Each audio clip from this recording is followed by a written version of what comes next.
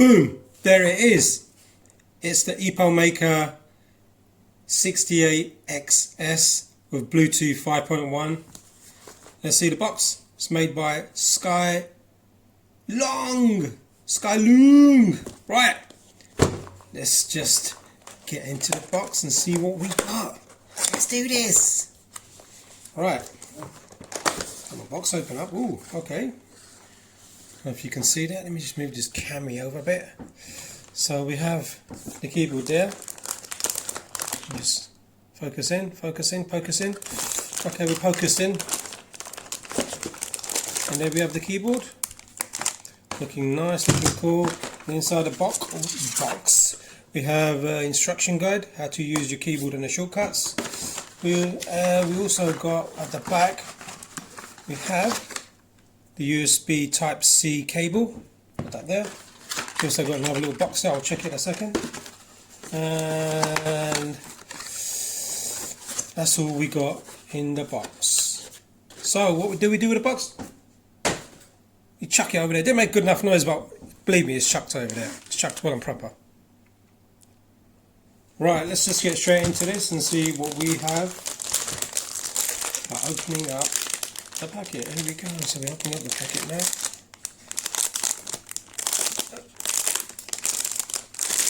Right, packet you open. Nice. Let's just pop that there and then chuck it over there. Like that. So that's chucked over there. Let me just focus in. There's a problem with the focusing. I don't know why, but there is. So there's your keyboard there. There's your instructions. Let's just move this over a bit. Get a better shot of what's going on. So yeah, on the instruction booklet we have, well, it's like a map. Look at that, it's just like a big map. It opens up, it's a massive map. Look at it, it's a map. So we have a lot of shortcuts that we need to get familiar with, which we'll do later. Not quite yet. Interesting. Why is this not focusing in? It's not good. Right, so it tells you what other stuff you can get. And it's in Chinese and it's in English. Great, awesome. Alright. Let's unbox it with all the mess that came out of the box. So in this little packet, what do we have? Let's check it. So they give you a switch puller. So it's a switch puller and a keycap puller. So you get two of them in the packet. That's cool. Really good. Really good, old chap. I'm sure there's something missing. Let me just check. Yep, I was right. So in the packet you got a couple of extra keys. So I believe it's just a... Let me just check that. I don't really want to open it yet. So it's a control key. As you can see, control and a... Let's have a look. Not sure if I want to keep the keyboard. Yeah, I'll see. And you also got a option key. And what else we got? Come on, spin around. Spin it around, mate. And we got another command key. So option, control. Yeah. Right. So you got that as well. So let's just put that aside. We don't want to look at that really. And the key cap and the switch puller. So we've got a nice silver braided USB cable. Looks really nice. Okay, I'll put that aside. And yeah, that's what you get in a box. So what else you got? Let's just look at this. So at the back you got a power button. So if you press the, let me just hide that. So let's focus in because nothing's ever focusing in then for some reason. So there's a power button there. Let's turn it around the right way, it might help. Power button, you switch it on, you hold it, I guess. Nope. Let's hold it in. Yep, and it comes on. Just hold it in for a few seconds, probably about 3 seconds, and it comes on. So let's have a look what we got. So how do you, oh, okay. So function and spacebar will switch between Windows and Bluetooth. So I believe you got 1, 2, 3, 4 Bluetooth settings. But let me just plug it in. I've got another cable here. Hold on 1 second. Oh damn. Something just fell down, didn't it? It's alright. Survived. Just a bit of, just a box. Plastic box.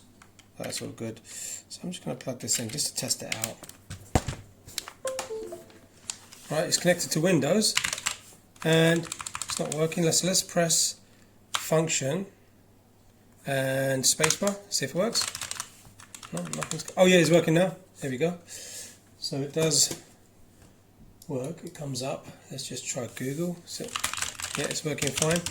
So that's how you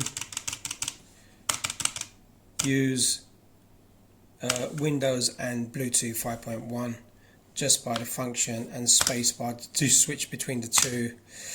And you also can hold down control. I believe you have, sorry, the free Bluetooth, let me just check the menu.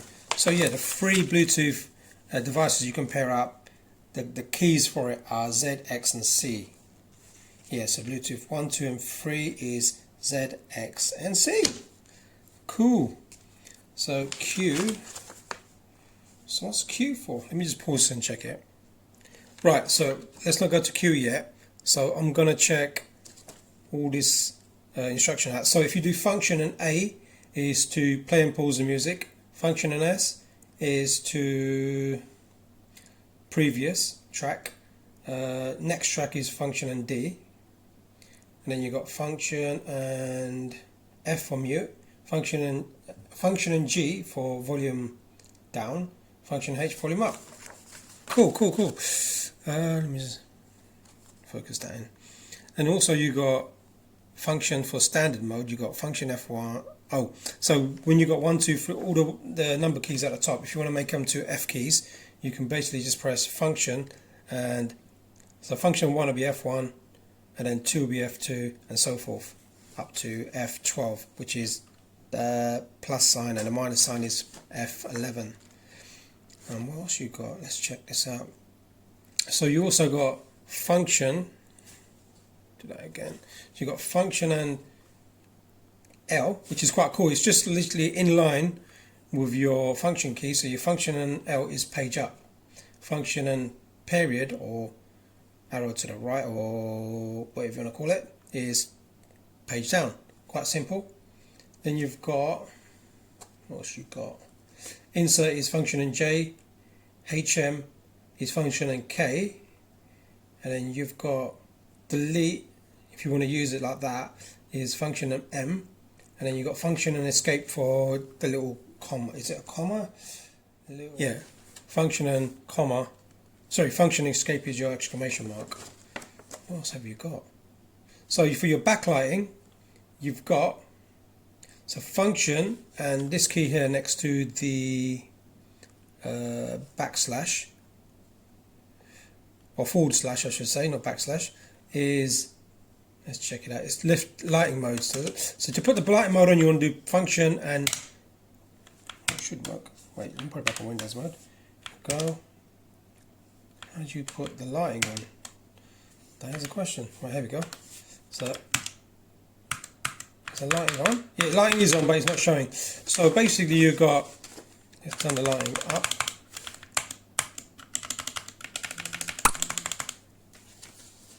Right, so let's go for the lighting, if we can, that is. So let's push that. Right, so yeah, it was function and backspace to turn the lighting off. Function backspace to turn it back on. As you can see, it's just doing some sort of, let's put it here, lighting effect on each key. I don't know if you can see it well. Probably have to turn the lights off. Then to cycle through it all, you need to use function and right. So function and left bracket gives you 1 to 5, and then function and closed bracket gives you 6 to 9. So you got different effects. Let's just click on it. Here you go. See, it's lighting through. So that's that one. And there's another effect there. Weird effects. Press it again, you get another one. Press it again, you get another effect. And this should be the last one, I think. Yeah, that was the last one. So 5 different effects, and if you press function and right bracket, you get nothing. Wait, where's it gone? Wait a sec, that's weird. Where's my backlighting? Right, let's try that again. So function bracket.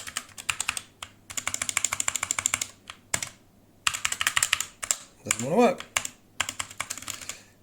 Probably doing something wrong. Let me check it out. Right, so I've tried to get the backlighting working and it's just not having it. It's something not right about this keyboard, which is a bit sad really, to be honest with you. But I found out a few issues with it. So let's find out about these issues and see if this keyboard's worth getting for £74, which I paid for it. So number one, the backlighting is not really working properly. Right, now the keyboard, is it working? Yeah, keyboard's working, everything's working, 1, 2, 6.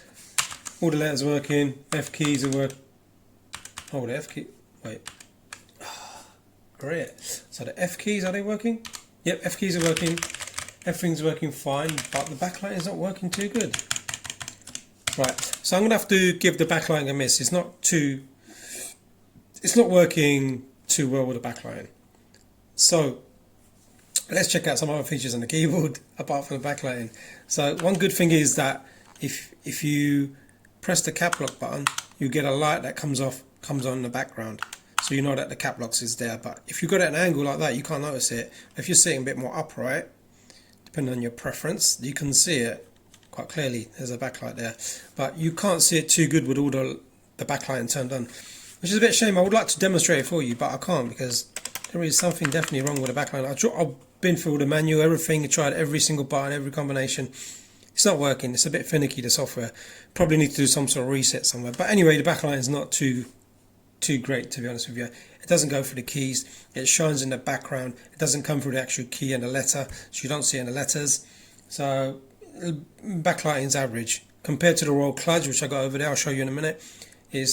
Doesn't compare with it, but it's a different kind of keyboard. Also, the keys are very flat profile. You see that? They're very flat. Some people like that, some people might not. Compared to the Royal Kludge, check that lighting out, it's so good.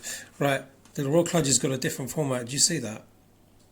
It's different format. So some people like this format, which is just pure flat. So your hands lie a bit differently on the keys.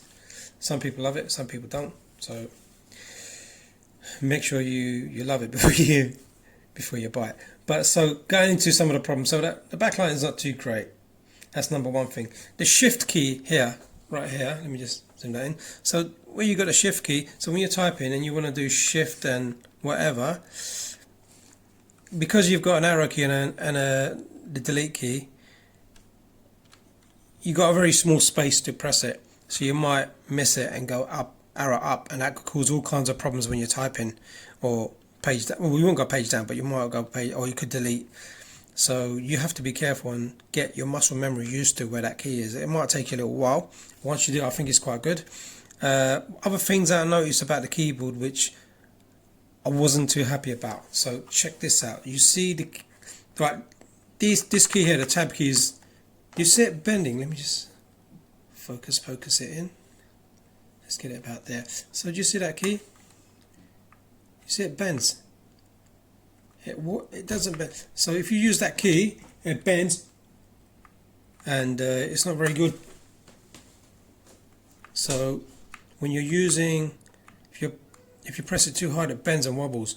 Look at that. That's really bad. Look, check that out. See how that bends? Bearing in mind, you might not press it that hard, but to be honest with you, I'll tell you a little story in a second. How I found this out. So because when I play FPSs and stuff, when I do play them, I use the cap locks to sprint. So when my little finger's on there, it bends. You see it bending? So that's how I noticed that the keys were bending. But it's only these keys, the bigger ones, more than any other key. These ones have got stabilizers in this, so they're not bending. You see that? Focus in, come on. So you see that it doesn't bend it, look. It doesn't bend. But this one, oh my god, check that out. That's not very good. Every other key is not too bad. The only other key that's going to do that is So if you check the smaller keys, they will also do that. They kind of like bend a bit, which is I'm not very happy about that. So like if you do play a game and you're heavy-handed, you might feel a bit of mushy wobble to them. Not wobble, mushy. It's just mushing in a bit because they're not very strong for some reason compared to the roll clutch. They're really strong. I think it's just the keycaps. To be honest, I did test it, and it was just the keycaps that were kind of like this, and I think it's just the format of the keycap what's making it do that. It's not very strong. But as long as you don't press too hard, you ain't going to really notice it anyway. The other thing I noticed, which I wasn't really happy about, which kind of wound me up, when I was pressing the spacebar, check this out. So look at the spacebar. Just check it out. You see that? It's coming up there, look. Look there, it's coming up. What's that all about? That's stupid. So when you push on this side, the other side doesn't come up if you don't. You can do as much as you want, hard as you want. It doesn't do that on the other side, on the right side, but on the left side, as soon as you start tapping it, it comes up. Terrible, terrible, absolutely terrible. So the build quality for the price is questionable. When I paid £27 for the roll clutch, 27 quid, man, that's it. None of these problems. Not even one. No problems at all. Check this out. Look at the keys don't even move. That doesn't even move compared to how the other one is. It's solid. It feels strong. The other one just wobbles on the stem. So not a very good keyboard. For typing and normal use, but for the build quality, for the key for the spacebar to lift up like that is freaking terrible. Right, let's just do a sound test and bring this to a close because it's just dragging on too much now, too long. So a sound test, and this is with the Gatron Reds.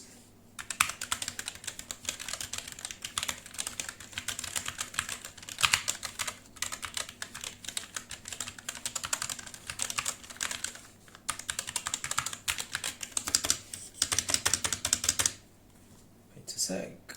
So we'll.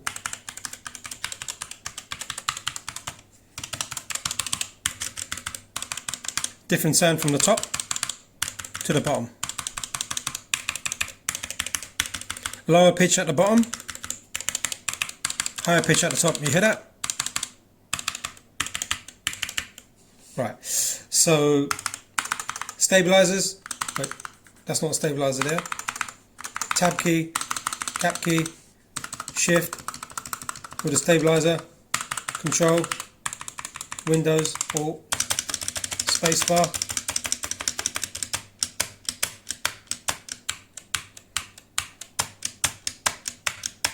And it pops up at the side of that. Is so terrible. I just don't want to see that. FN key, enter key with a stab.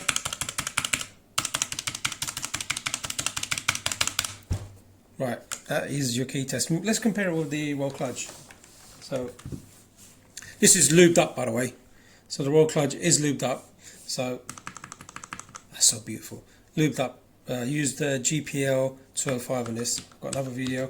If you look, might be up in that corner or that corner. You'll see it. You can click on that and then watch that if you wanna. It's a A to Z of lubing it up. This is so nice. £27. You can't go wrong. You can't go wrong. 27 quid. Why do you want to pay 74 quid for that? No way. Spacebar. Oh, that's just music to the ears, I swear to God. Oh, it's so nice. Wow. Do recommend you check out my video on how to lube up the RK61 60%. Beautiful keyboard. Right, let's just put that back aside. So I'm just going to pop open the switches and show you what the switches look like and how you can take them out. Right, let's pop out B key there. Right, so that's your B key. What is that problem with the stabs? I don't know what it is, but white wobbles. I'm not sure, but so there you have your Gatron Red there.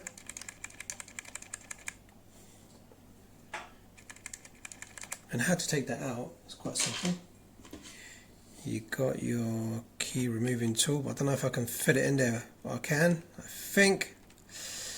Yep, and it's quite simple, just 2 buttons on the top and bottom, and then you just pop it out. It's so simple. Look at that. You see that? Very simple, very easy to lube as well. So there you have it. You can see your LED there and stuff. Yeah, very simple. It's a bit of a shame the backlighting is a bit really finicky and it's not working properly. Quite gutted about that, and the way the keycaps wobble, and they feel mushy when they wobble, it's I really do not like that. I won't recommend it for a gaming keyboard. Overall, it's not a good keyboard for the price. I mean, I paid £27 for that. I know it's got different keycaps on there to these. These are just designed like that to wobble, but the Spacebar is inexcusable. Why is it even popping up? Look at that. Look at that. Look at that. Look at that. Look at that. That's bad. That's so bad. That's so bad. That's so bad. Guys, I'm gonna have to give this a legendary fatty thumbs down. I'm definitely not liking this. Until next time, don't forget to subscribe, guys, and leave a thumbs up if you like the video. And don't forget to subscribe. Subscribe now. What are you waiting for?